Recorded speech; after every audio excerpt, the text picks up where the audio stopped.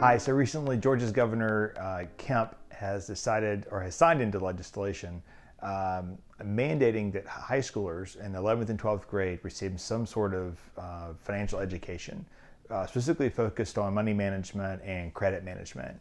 And honestly, this is probably something that's been long overdue.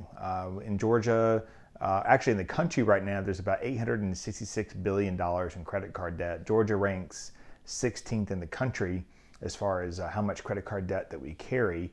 And in addition to that, over the last year as a country, we've seen a 13% increase in revolving credit card balances.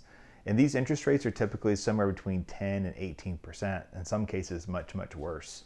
And so we did a podcast actually recently covering this. You can find that in our last episode of A Wiser Retirement. But more importantly, I think this is going to be really good for high schoolers to learn, hopefully, more about college loans. The best education is a free education, as some would say now. But ultimately, we're seeing a lot of students come out of their four-year degree saddled with anywhere from $20,000 plus in credit card debt. In some cases, for nurses, like RNs, we've seen as much as high as $80,000, $90,000, $100,000.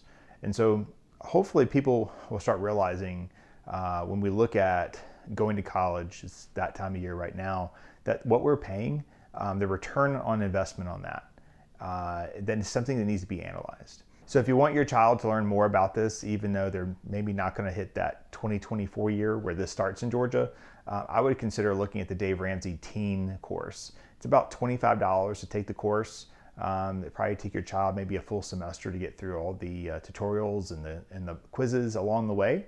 But ultimately, I think it's very beneficial for children to have some type of foundation of how money is used. Thanks for watching.